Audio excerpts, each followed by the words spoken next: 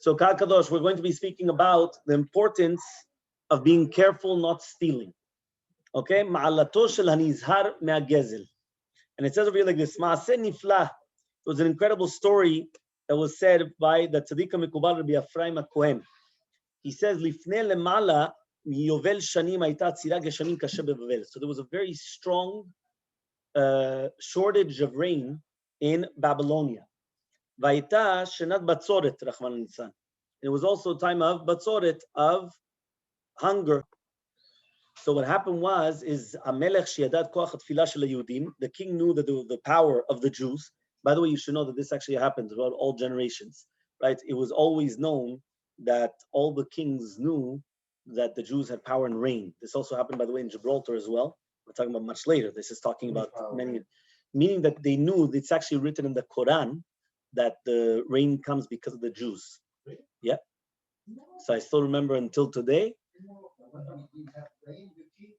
the Jews. It was always like that, always. And it happened in Gibraltar, it happened in Morocco, it happened all the time.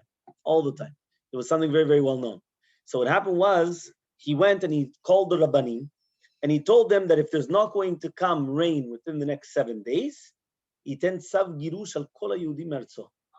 to divorce all the Jews, right, from his property. All the Jews out. Okay?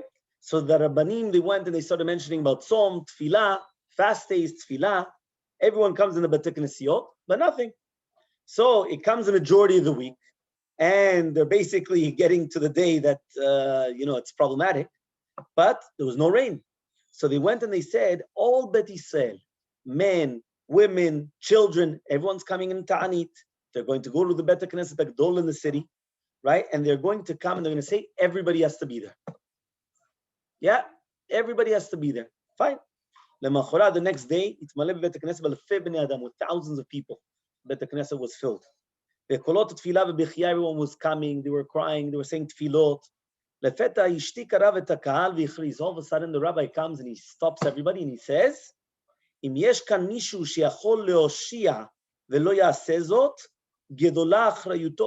if somebody could save the matzav, the situation, and doesn't do so, so the mamash, you understand, he's not going to be clean. He's got the obligation on his shoulders.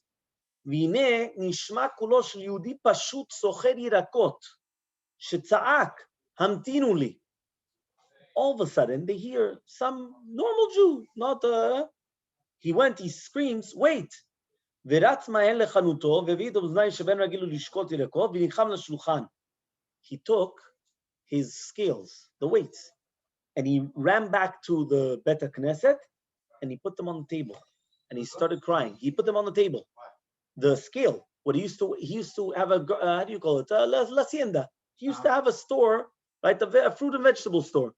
And what happened was, he comes back crying, and he says, Ribono shel olam, bizchut ma shayiti zahir kol yamai latet lechol koneh vekoneh v'yosher, ve'lo rimiti af koneh, and anatati tami b'midah u'mishkal, the fact that HaKadosh Baruch Hu, in the merit that I didn't cheat anybody, and every single time I always used to give them the exact amount, and I was careful, I was careful.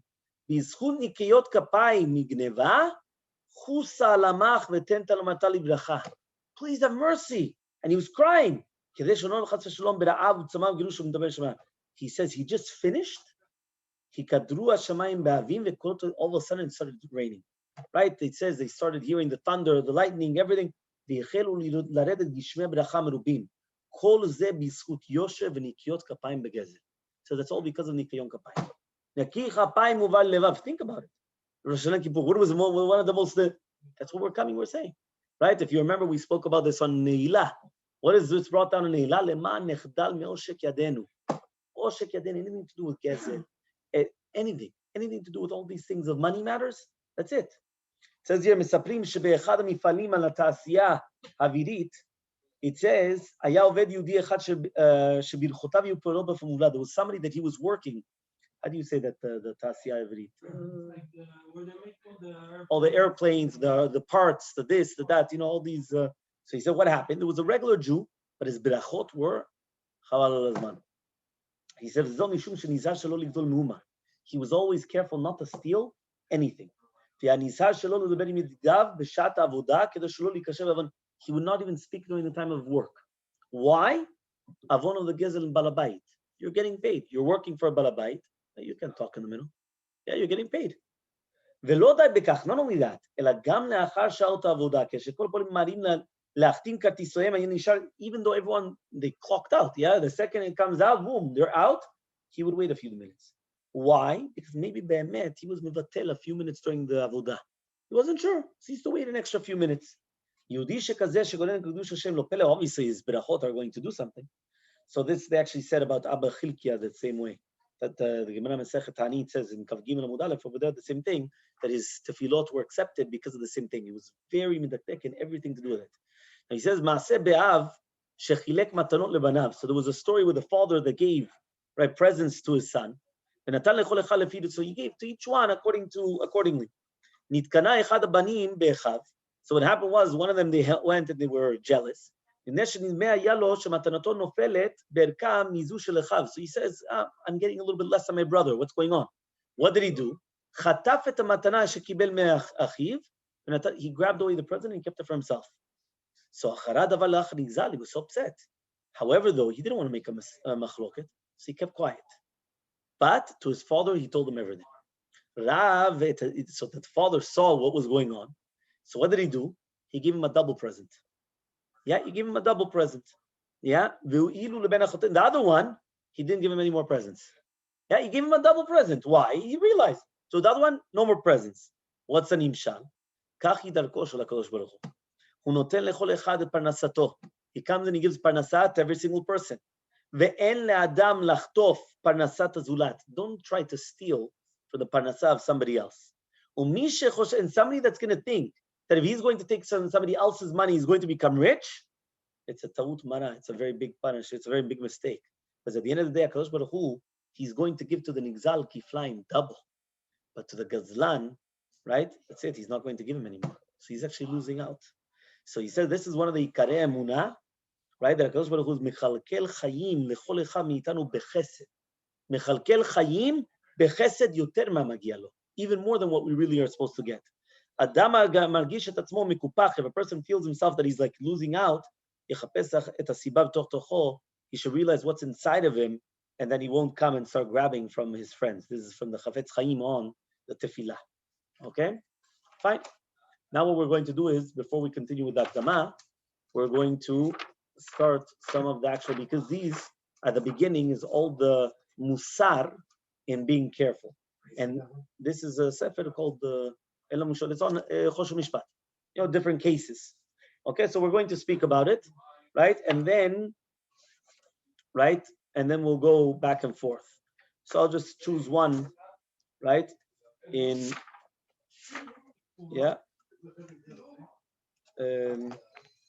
Tet. Okay? It says over here like this. Okay, there's a lot. Okay, but we'll choose one. Okay. We'll speak about Perek Dalet. Chapter 4. Shimush b'chavatzim shel chavero lelo reshut. Are you allowed to use your friend's objects without permission? Yeah. Okay, so let's see. So it says over here like this. You're not allowed to use anybody else's properties without permission. Even though afterwards you're going to put it back into its place, it's still considered gizela. Okay? So now he says like this. Maran says this in Shulchan Aruch, Siman Shinun Tet Sifei, Shafilu alokeach davar be'ashala shelo midat ha'ba'alim nikra gazlan. So even if you took it borrowing without the owners knowing, you're already considered a gazlan. Okay. He says now, V'da'an, you should know. שאף על פי שכבר נתבהר בסייעתא דשמיא לעיל בפרק ג' שבאופן שלוקח או משתמש בדבר שאין דרך בני אדם להקפיד עליו מעיקר הדין, אין בכך איסור גזל, רק במידת חסידות ראוי ונכון להימנע מכך. Right? He says like this. In the previous chapter, right? We skipped it, but in the previous one, it was actually brought down that if you're going to take something which people are not makpidim on it, so mi'ikar adin, there's no gezel, because people are not makpid. If they're not makpid, There's no problem. So he says, but it's only midat chasidut, they should refrain from it. Nevertheless, in this perek, we're going to learn that if you want to come and you want to use an object that b'derech klal people are makpidim on it, so then, and only in certain cases they're not makpidim. So therefore, he comes and he says, right? Basically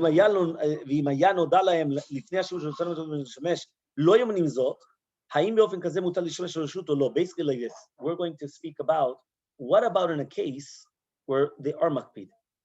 But if you ask permission, they won't be makpid. So now, yeah, we'll speak about the et, we'll speak about the tefillin. He's going to speak about a whole bunch of things. Ishtamshut be'et. It says, "Mi'ikar adin mutar lishamesh lelo reshut be'et pashut v'zol." Lo et shelachem. Yeah, but mi'ikar adin you could use cheap pens. Yeah, you heard. Yeah, he says, "Mi'ikar adin you could use it without permission, with a very cheap pen." Why? Nobody's makpid. But still, if you're going to be makpid, tavol bracha. So I can't just come and take Baba Haki's pen and just, I'm going to start using it. No. Ask permission. But technically speaking, if it's cheap, I'm allowed to. Why? He's not. You think he's going to be makpid on a pen? I don't know. Cheap. Yeah, big. The Rabbi's Parker is expensive. However, though, he comes and he says, but if it's an et she'eno pashut, which is a pen which is not simple pen, so then you're not allowed to use it without permission. Kol sheken, that you're not allowed to use a pen which is mamash expensive. That for sure not. Why? Because mamash, it could be that he's makpid, and then you have a problem of gezel. So the pen is one thing, but again, in the previous one, there was questions. Can you take extra bags from the supermarket? Can you come and lean on a car? All those things. There's a lot of halachot. So he comes and he says like this. יש אומרים שהאיסור להשתמש בחפצים של חברו ללא רשותו קיים גם כאשר ברור לו שחברו היה מסכים לו להשתמש בחפציו אם יהיה יודע שהוא זקוק להם. Meaning, imagine right now, Chaim comes and he's going to call me up. He knows very well I'm going to tell him to use it. He knows it. So now what? So does he have the permission from now to use it even without asking for permission? Or not? So he says, יש אומרים, so he says that it's even if it's ברור לו, even if he knows that I'm going to give him the permission, he's not allowed to use it unless he actually asks. Yeah? Some people are lenient, they say, no, if you're not found and I can't ask him, so then you're allowed to use it if you know 100%. Nevertheless, you have to tell him that you used it. Right? That means you can't just come and, I used it. No, you have to tell him. The next time you see him, you have to tell him, I used it. Now, if you do that, you have what to rely on, and we're not going to rebuke you, right? Especially if you're not actually lacking anything in the usage. Meaning certain times when you use something, you're actually lacking from the usage, but sometimes not. So it all depends on the circumstances. You understand? An et, right? Imagine right now you come and you start reading for an hour. You're taking away ink. You understand? So you're going to say, is makpid, no makpid? Yeah, but you use something. You understand? Sometimes you don't. Nothing happens, right, when you use the object. So he says like this. Where does this come from? So he says, right, we learned in the Gemara Masechet B'Metzia, Ameimar and Morzutra and Ravashi, they got to the Pardes, to the orchard of Mari Bar Isak. Yeah? Ve'arisa memunar Pardeso, right? Evim Pardes Tmarim Rimonim V'niach Lifnem. So imagine right now, you go to your friend's house, and the aris is a sharecropper. He comes and he, sharecropper. English? Sharecropper. No? Sharecropper is a person that he works in your field. He works in your field and he takes a third or a half of the profits. That's his salary. So for example, I go to your field, I start working. Yeah, I come, I start pruning, I start this, I start that. Yeah, and then what happens, right? So what this guy came, or for example, I go to your office, or I go to your house, and all of a sudden your worker comes and they put in front of us a plate. Beautiful plate. Croissants, petit chocolat, everything. You have everything there. Yeah? You're getting hungry. You could see you're drooling already. Yeah, so what happened? What happens is that all of a sudden, he brings tmarim and rimonim, dates and pomegranates, and he put it in front of them. Amimar and Ravashi, they're eating it. Morzutra, he didn't eat. Why? He suspected because of gezel. He says, why? Because the owner, he doesn't know. Who gave you the permission to give it to me? You're the worker. So if the worker put it in my plate, I'm not allowed to touch it. I mean, Again, that was Ravashi. Ravashi didn't eat it. Yeah? Sorry, Amim and Ravashi did eat it. Sorry, Marzutra didn't eat it. So in between, right, Mari Barasi, he came. So when he saw them, he said to his sharecropper, right, why didn't you bring the best of my pardes? You should have brought the best fruits. Once he heard that, right, Amru Marzutra, they went to Marzutra. Okay, fine, but at least eat the leftover fruits now. Meaning, okay, you didn't want to eat it beforehand because maybe you thought they were stolen. But now you just heard that he comes and he said out loud to a sharecropper, why didn't you bring the best fruits? So now eat. Right? But Abayaviti knows. Amar le Marzutra, חושש אני שמא מכה משום שהתבייש מאיתנו. אבל אינו נותן לו בלב שלם ולכן איני אוכל מהם. Says, no, you know what happened? I suspect that he's embarrassed. He already saw the sharecropper came, and he gave us fruits, and we ate it. So I'm suspecting that really Be'emet, he was embarrassed. So what's he going to do now? So he comes and he makes up, Keilu, you should have given him the best. But really inside of him, he's thinking, what is this guy doing? He said, why is he giving it? Right? So what happened? Tosfot come and they ask, Madua Marzutra lo achal, ve'amar Rava, כיוון שיש להריס חלק בפירות שבפרדס, הרי הוא נותן משלו, ולא משל בעל הבית, ואם כן אין חשש גזל. One second. What is a sharecropper? Share, crop. That's the word. Share the crop, sharecropper, which means that they share. So if he's coming and he's giving it, it's from his own portion. He's allowed to give from his own portion. So why do you think that the sharecropper was stealing? The sharecropper could have given from his own portion. Huh? Yeah, so he says,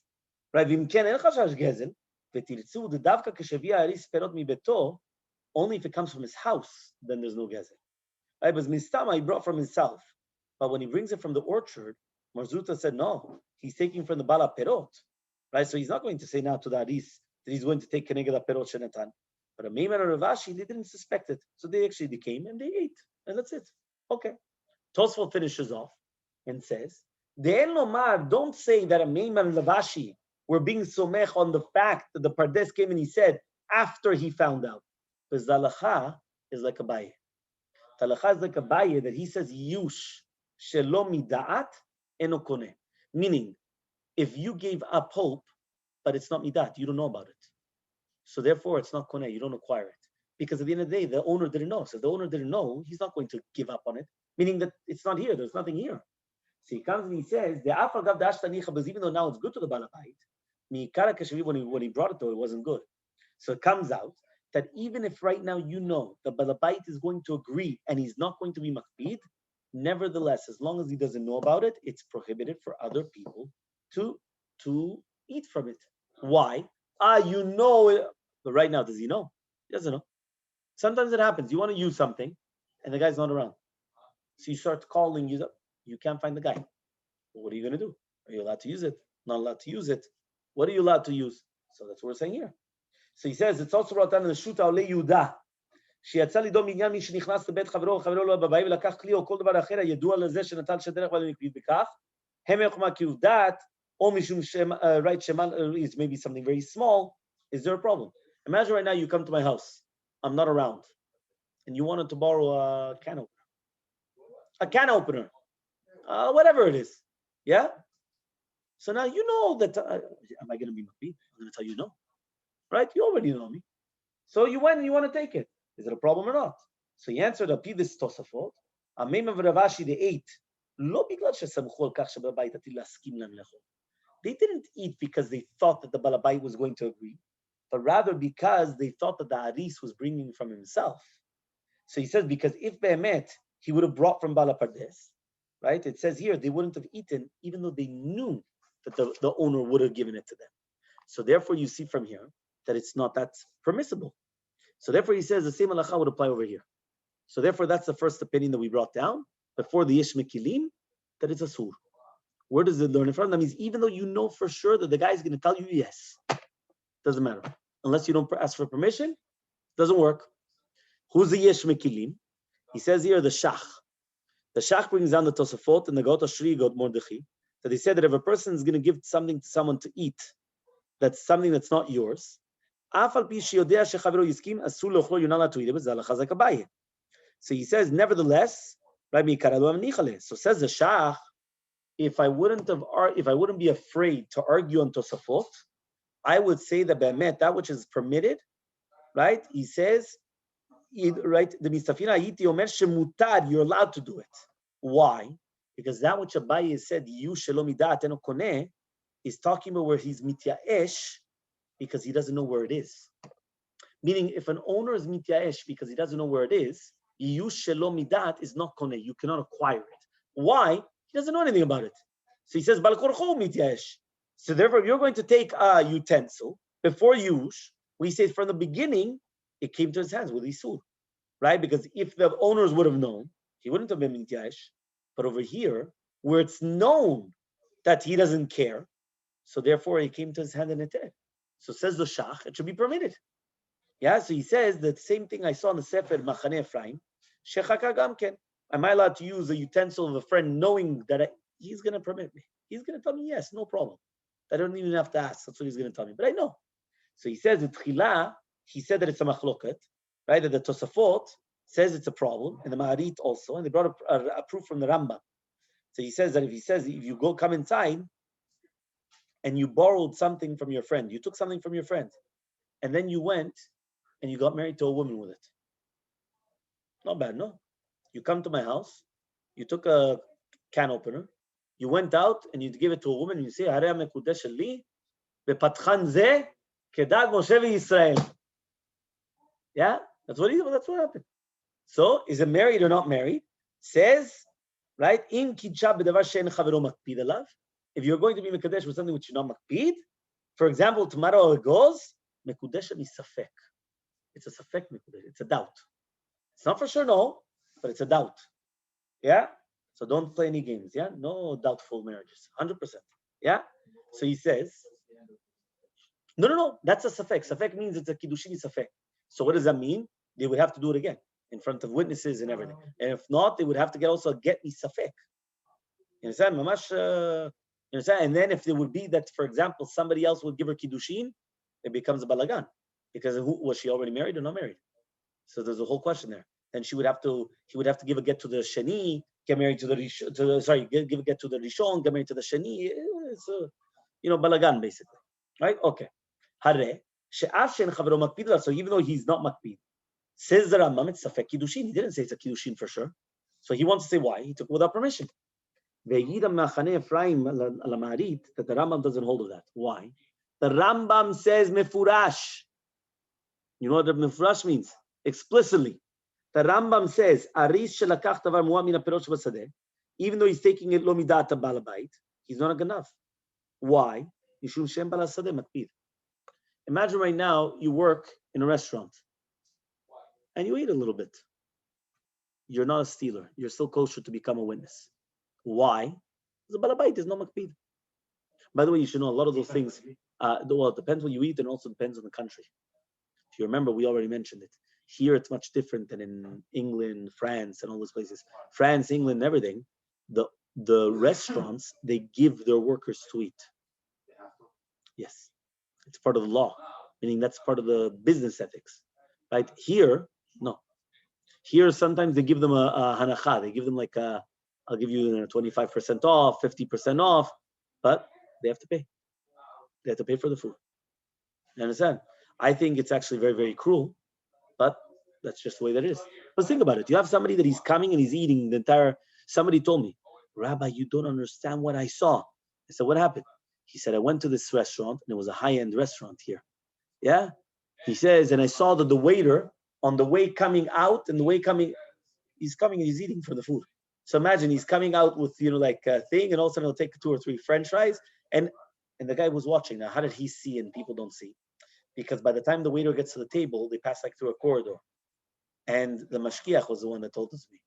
He's like, what's going on here? You understand? And it's true, because the person they work, and now what? You're not going to give them nothing. And they're, on the food and everything, it's cruel. But that's the way it is. In New York? Yeah? Huh? Not the steak? So it says, this is in the middle of Perek Dalet. It says, what about te'imami ma'achalim ha'omdim lemechira? Are you allowed to taste from foods which are supposed to be sold? Hanichnas lekonditura, the kondituria, or lechanut shel pitzuchim v'chadumeh. So you go into one of these stores, pitzuchim, they have all these different types of nuts and this. Yeah? What did you say? Yeah? Yeah? ורצונו לטעום מכל מיני עוגות או פיצוחים למיניהם, כדי לדעת האם טריים, טעימים או לא, מותר לו לטעום מהם גם בלי לבקש רשות מבעל המקום. So you're allowed to taste even without asking permission. אבל אם אין כוונתו לקנות מהם, but if you do not want to buy, אלא סתם טועם מהעוגות, but you just סתם, you're tasting. You say, you might as well taste. הרי הוא עובר בכך לאיסור גנבת דעת. Yeah, there's גנבת דעת. וגם עוון גזל בידו, also גזל. אף על פי שטוען, even though he's eating a little bit. מכיוון שהמוכר מרשה לטעום רק למי שרוצה לקנות. Because if you would ask the seller is not going to give everybody permission. Only if you want to eat, if you want to buy. Meaning if you want to buy, so he gives you permission. But not no. Yeah, imagine right now you're going to go into serendipity every single day. You're going to say, can I taste this ice cream? And this ice cream? And this ice cream? This ice cream? You say, you know what? Thank you very much. No, I already had a lot of ice cream. You go out. Imagine you do that. You're going to go crazy. The purpose of tasting is I give you a taste so that way, maybe you're going to eat this one or that one. But not that you're just going to have, and just take off. You understand? So it's a problem. So he says here in the footnote, even if you're going to steal less than שווה פרוטה, even though you're not חייב להחזיר, you don't have to pay it back. But nevertheless, it's a Yisur Doraita. Therefore, he says in a case where you're not going to buy it, and you're tasting without permission, it's not שווה פרוטה, but there's still חשש גזל. So he says, why? Because the balabait is makpid, and therefore you're not allowed to do that. ומבואר עוד במחנה אפרים, שבאופן שבלבית מקפיד אפילו על פחות. What happens if he's makpid on less than the שווה פרוטה? Let's say he's makpid on less than the שווה פרוטה. He says you have to actually pay him for it, because he's not mochel. And that which we said, if you steal, you don't have to pay back a שווה פרוטה. He says that's in the also brought out in Milchachilot. That's only. So he says, however, though, im toem machin k'dei livdok, you just want to taste them, and if they're good, you want to actually buy them. Beofen kazen, and then it's not the normal way to be makpid. And it says that even the Balabai wants you to do that in order that you should get, right? They should actually want to come and buy from him. Just like we see many times, shemamidim duchanim yuchadim l'timot. Why? Kedei ligror et hakonim liknot me'ota chevra. How many times does it happen? You go to Costco and there's a whole bunch of people there in the middle trying to sell you things. It's for free, but they're trying to sell you things. Why? Because they want you to taste from it. So the fact that they do that, that's a proof that they want you to taste from it. They want to lure you in. So therefore, what are they doing? They're doing that way, and therefore there's no problem. So mitzad halacha, right? Again, if you want to buy, which one? No, that's for sure not. It's a company. The company. Exactly, the company. Sounds like באמת? Why a fortune? Hire their people. You cannot bring someone and you have to hire their people to do it. And they charge you for the booth, and they tell you to give it back 100%. It's like but why do they do it? Why? You know why? Very, very simple. Many times, not only for the service, many times, sometimes you keep it. Meaning right now you came to them, you tell them, listen, I'm going to buy this, but I'm going to give it back tomorrow. Can I buy it? They'll tell you for sure. Why? How many times does it happen that you stay with it? How many times does it happen that you stay with it? That's so exactly the same concept as the free trial, 30-day free trial. Exactly. He's going to forget to cancel, and they keep it. Exactly. He gets used to it. They do it purposely. Everything. They say, you try it, you don't like it, if it's open, bring it back. Well, it's really Joe. Yeah, that's what I'm saying. It's mamash. That's the way it is, right? Why? They do it purposely, because that's how they know to lure the people. They, he didn't say that. He didn't say it to the customers. Okay, but that's the way it is. Huh? No. But mamash, it's like something incredible, because that means that people already know. You understand? People already know that's what kilu, that they're willing to do that. Right. Why are they willing to do that? Because at the end of the day, they know that it's people are going to stay with it. Sometimes they have that question: can you buy? Yeah, let's say you're going to buy a certain suit, use it for pictures, and then give it back. after you use it for pictures. For a wedding. Okay, for a wedding. People, they go with the wedding. I wouldn't. The wedding, I would probably still tell you yes. You know why? Hopefully, you'll get dirty. You'll get something, and then you are going to take it to the cleaners, and then anyway, you have to stay with it. You have to? You have to stay with it anyway. No, but after you take it to the cleaners, you're not going to give it back. You understand? That's it. You can't. I think they'll realize. I don't think you could just stop and give it back like that. No, they don't. No, They don't even look at it. No, they don't even look at it. And they put it on Okay. Right. Yeah. So if they would just want to get rid of it, yeah, no problem. Yeah. Okay. So he comes and he says now like this. He says as follows. He says, "V'kayet chaya ra'ata enai l'rishon leTzion b'shut Shamash Shlomo." So he saw the shoot of Rav Amar in the Shamash Shlomo. And he says, "Shevi maaseh be'avrech shekana matzot avodat yad lepesach, ואחר שכבר לחם מיד בעל הבית וארז אותם, יצא מהחנות להביא דבר מה, והניח המצות על השולחן שבפתח החנות, מתוך הדחק והלחץ של ערב פסח נתערבו מצותיו של זה באחרות, ובטעות לחם קונה אחר, והשאיר את המצות שלו בחנות, שחזר הראשון לקח, יבלל שהמצות נשארו, שייך לדם אחר. רבי זייר הסימן, ומאחר שלא מצא את זה שלקח, לקח המצות האחרות במקומן. This one's happened to me, it was the funniest thing. Yeah, imagine what happened, right? I'm going to tell you the story and then the same thing that happened to me. Basically, what happened was, right? Imagine right now you go into a store, you buy matzot. So, okay, fine. I buy matzot. Now, I had to run to get something. So I tell you, Chaim, I'm leaving matzot right here, okay? No problem. I leave them here, I run out. Now, what happened? Somebody else came and he bought matzot. He took those matzot. Yeah, so that means nobody realized. Yeah, he didn't realize, but he basically took those matzot and he left, right? And he bought them. Yeah, but they weren't the same ones. All of a sudden, I come back inside, right? I say, okay, fine, where's the matzot? They're not on the table, so, okay. But there's other ones here. But those ones have a name on it. That means they were already bought and they have a siman, they have a name on it. So are you allowed now? So you thought, listen, take the other ones. So he wants also took the other ones. Yeah? So that's what he did. He took the other ones. Fine, no problem. So the question is, what happens now? So he says like this, Vine. On Chol HaMoed, he found out that he ate matzot that were not his. And the first person was already Zacha behem. So when the second person came to the first one to ask him for Mechila, Amar lo shu mochel lo al kol inyan, right? Obviously it was a mistake. But now the question is, did the second person was the Yitzhak Chovah, the mitzvah? Right? Why?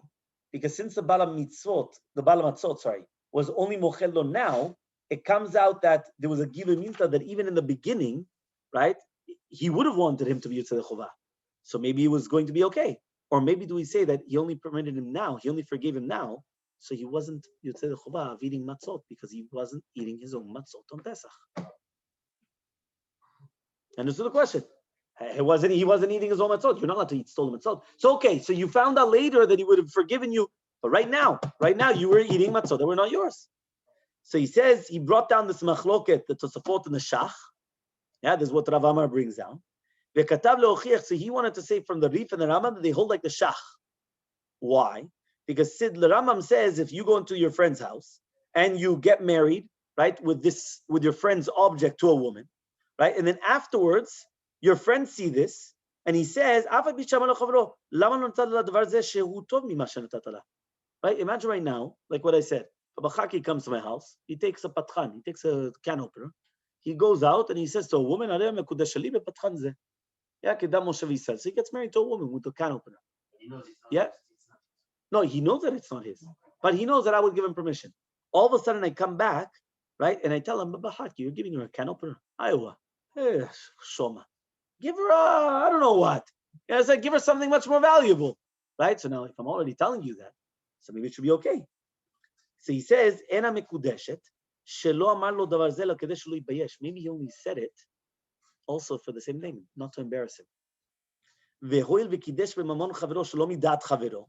So since he went and he got married with money which was not really his, harezeh gezer ve'em mekudeshet. She's not married. V'chem pasak Shulchan Aruch. So that's a pasak in the Shulchan Aruch. So you see from here. So why did the Rambam say that she's not married? Right? Because he gave him permission because of busha. According to Tosafot, there's no problem. Yeah.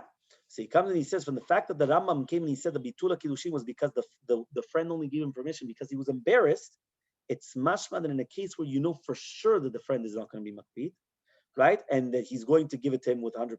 There's no gezel, just like the Shach said, not like the Tosafot.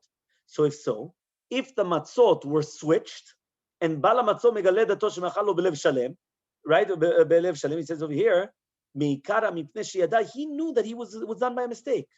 So there's no problem of gezel. So says Rav Amar, the first guy, they were both Yitzhak Chova. Both of them. Both Yitzhak Chova. Ugdola mizo katav Rav Masat Moshe. He says there's even more than that. Brought down to the Rav Masat Moshe to do with somebody that stole an etrog from his friend, and he made the bracha on Yom Tov of Sukkot.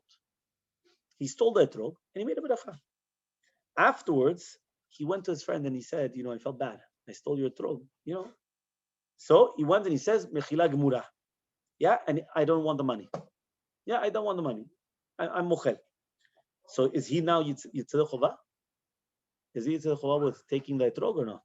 So he says, the zacha lemafreya b'mechila, he is going to be zoche retroactively. Yeah? Mishum shemu'il gilui dato shemachalo. It helps gilui dat, which means the revealing of the mind, that he was going to forgive him. V'chol sheken, and in such a case where he didn't actually steal it and he only just took it without permission, and you know that your friend wasn't going to have a problem with it. For sure, there's no problem. Then he says, I also saw from Rabbi Betzalel Zulti in the Sefer Mishnat Yavetz that he also brought down from the Rambam. And he says like the Shach. He says, why? It says, V'shnei neviim mitamim signon echad. Also Shutav Nenezer. They all come and they said it. So therefore, Ain Roa ve'ozen shomat, udvarim b'sefer nichtavim, shamekel lishtamesh. So therefore, if you're be'emet going to be lenient, you have what to rely on. Right? As long as you know 100% that he's going to, he's going to give you permission to do that. So he says, that he wanted to prove that also from the Rambam, from the Ritva. Minchat Shalom also says that Rov Binyan of Poskim also hold like the Shach to be Mekel, and therefore Mi'ikar Adin you could be Mekel. Yeah, and that's what's also brought down Shuvot Ma'avot and even Moshe finds it. So technically speaking, if you know that your friend would 100% give you permission to use it, technically you do have what to rely on, and that's what he said on the top. But he still said it's still better to try to, to ask for permission, and also remember that you have to actually tell him. You understand? You have to tell him. By the way, I used it. You can't just that's it. You understand? You have to actually tell him. Okay. Then he says, to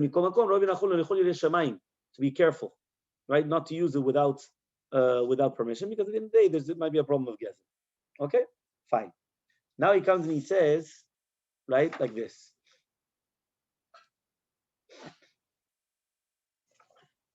אסור להשתמש במטבחה של חברו לצורך קידוח קל בקיר, או בפטיש לצורך דפיקת מסמר, וכן בשאר כלים מבלי לבקש רשות בחברו, ויש בזה איסור גזל. Says, now all of a sudden, we're moving to a מקדחה, or a patish, screwdriver, or a hammer.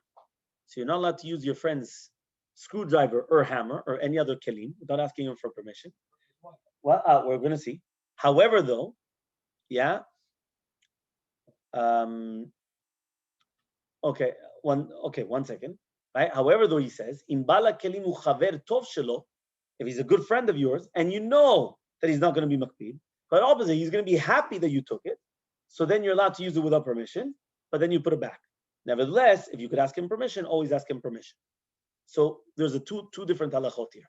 Number one, what happens if guests come to my house and I'm not around? The parents are not around. Can the children give something to the guests? So let's see. Is the children meaning at the end of the day they're giving it without our permission? It belongs to us. It belongs to the parents. It doesn't belong to the children. Yeah, right. Maybe he doesn't want. Maybe he does want. Doesn't want. You don't know. So it says here like this. Let's say the children are by themselves at home.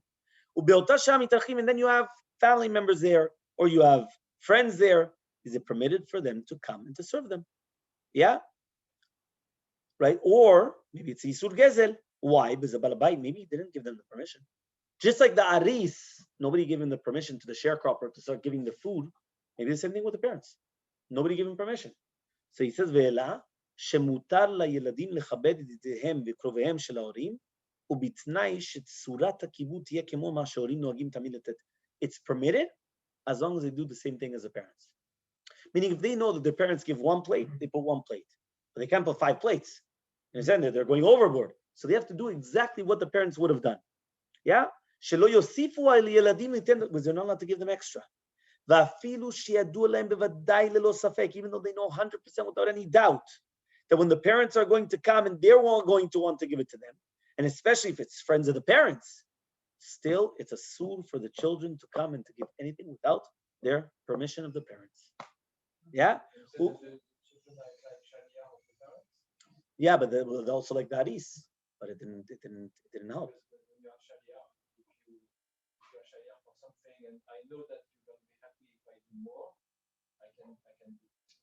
Okay. Yeah, the shaliach, you asked him to do something. Now the question is, can you add on to the shlichut or not? Here I didn't ask him to do anything. He's just giving it on his own. That's the question. But then he says, however, though, the same halacha would apply. What happens if they invite their friends in the house? Now it's not anymore the friends of the parents. It's their own friends. So he says, they have to ask permission from their parents. Or their parents have to tell them forever.